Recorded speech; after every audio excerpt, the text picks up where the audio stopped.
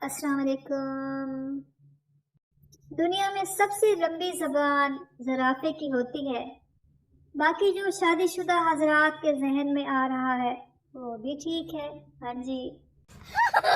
अगर कोई और अभी कल हमारे यहाँ मेहमान आए। मामा ने कहा जाकर मेहमानों से खाने का पूछो। मैंने पूछा अंकल खाना खाकर आए हैं या घर जाकर खाएंगे? पता नहीं फिर मुझे क्यों मार पड़ी। ये देख लें आप। दांतों ने जबान से कहा कि हमने तुम्हें थोड़ा सा दबाना है तो तुम्हारी चीखें निकल जानी है। जबान बोली मैंने थोड़ी सी बकवास की ना कि तुसी 32 से 32 बार होना है। हाँ जी। दुनिया की सबसे पतली किताब का नाम है औरत क्या चाहती है और अंदर सिर्फ एक सफ़ा है जिस पर लिखा है हर चीज। जी हाँ। सारा काम कल पे छोड़ दिया। अब समझ नहीं आ रही कि आज क्या करूं। हाँ। शादी से पहले घर से निकलने की दुआ लड़के कुछ यूं करते हैं, या अल्लाह अपनी हिफ्ज़ो अमान में रखना, और जब घर आते हैं तो कहते हैं या अल्लाह तेरा शुक्र है। और शादी के बाद घर से निकलने की दुआ या अल्लाह तेरा शुक्र है, और घर में दाखिल होते वक्त या अल्लाह अपने हिफ्ज़ो अमान में रखना। हाँ जी हाँ। मौसम रंग नंबर पे होने वाली गुफ्तगू सुनिए। लड़का हेलो कैसी हो? लड़की कौन? लड़का तुम्हारा आशिक हूँ। लड़की तुम हाशिम हो? लड़का हाँ तुम्हें कैसे पता? लड़की तुम इश्तियाक के बेटे हो? लड़का हाँ पर तुम्हें कैसे पता? लड़की तुम जलाल के पोते हो ना? लड़का हाँ हाँ लेकिन तुम्हें ये सब कैसे पता? लड़की कमीने मैं तेरी माँ बोल रही हूँ जमीला। घर आ तू, आज तेरी खैर नहीं। घर तो आ तू आज।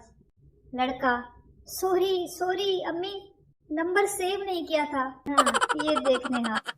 पाकिस्तानियों की पेशन गोइयां काल काट दी है, पहुंचने ही वाला होगा। दूसरे ममालिक में सबूत इकट्ठे करो और पाकिस्तान में ये हंस रहा है, इसी ने ही किया होगा।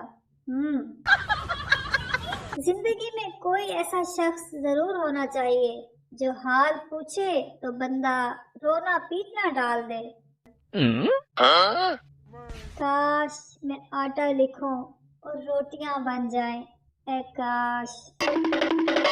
बस कुछ दिन तक गली मोहल्ले में नई मसरूफियात शुरू होने वाली है।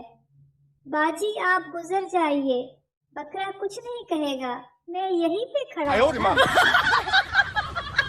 मैं मीम लिखूं और सारे मच्छर मर जाएं, बहुत काटते हैं यार। बाबा जी कहते हैं कभी किचन में खड़ी बीवी से ऊंची आवाज में बात ना करना, क्योंकि किचन में खड़ी बीवी और बॉर्डर पर खड़ा फौजी हथियार से खाली नहीं होते। हाँ जी।